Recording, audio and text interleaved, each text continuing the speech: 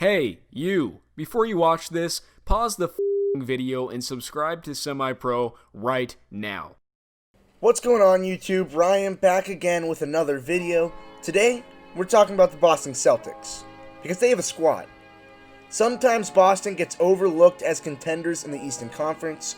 Maybe it's because the Raptors are defending NBA champions, the Bucks have Giannis, or because Philly has Simmons and Embiid, but the Celtics are legitimate contenders. First, let's start with the brains of the operation, Brad Stevens. He's the best young coach in basketball. The only one who even comes close to rivaling him is Nick Nurse, but for my money, Stevens takes the cake. Stevens has led the C's to the playoffs every season after his first year in the league and hasn't lost in round one in 3 years. And he hasn't always been coaching the greatest cast. Nevertheless, Stevens has never failed.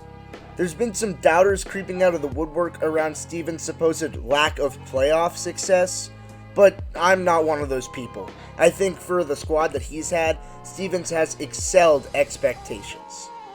The argument against this Celtics squad is that they don't have a bona fide superstar, and that's fair. Jason Tatum and Jalen Brown aren't there yet, and Kemba Walker and Gordon Hayward aren't that caliber of player. But they are arguably the most complete foursome in the NBA. Tatum might not be a superstar yet, but he is well on his way to being a two-way star in this league.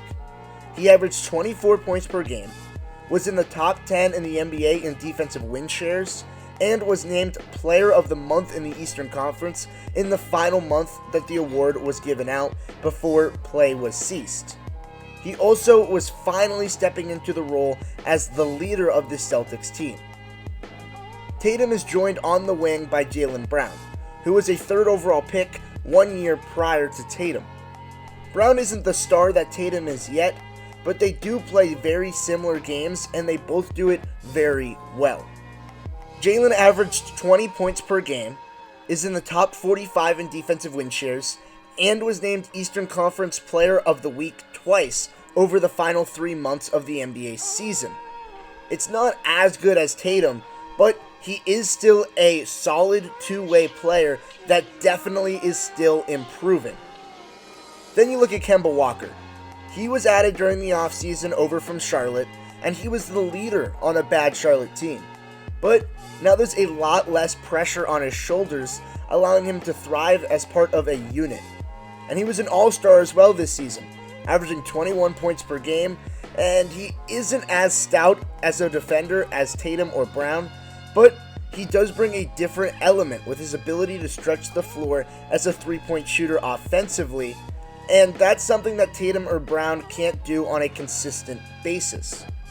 Those three are a consistent trio that Stevens and the Celtics can rely on. That can't be said so much for Gordon Hayward.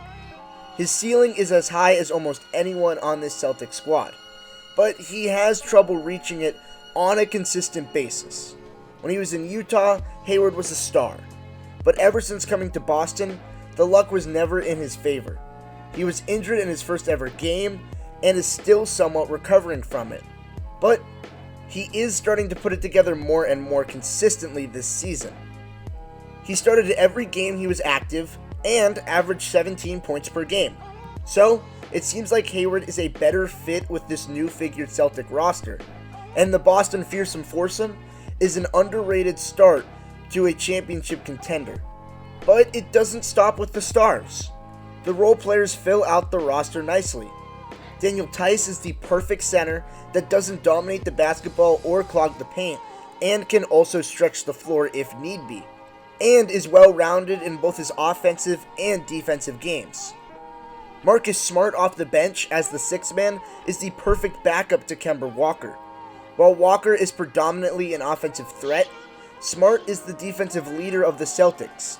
He's someone who Brad Stevens can throw on the opposing team's best guard and can rely on to step up to the plate and lock them down time after time again. And then there's Enes Kanter. He can't do anything on defense. He's a very bad defender. But he is a post scorer off the bench who can reel in rebounds and create extra possessions. The rotation of Walker, Brown, Tatum, Hayward, Theis, Smart, and Cantor is the perfect collection of players for Brad Stevens, especially in the new NBA, where he can run small with Tatum or Hayward playing the 4, only needing one big man in the game at all times. And in the postseason, teams typically only run 7 or 8 deep, so Boston may not look poised to make a run on the surface, but I assure you, do not count the Celtics out, because this roster might be the most complementary in all of basketball.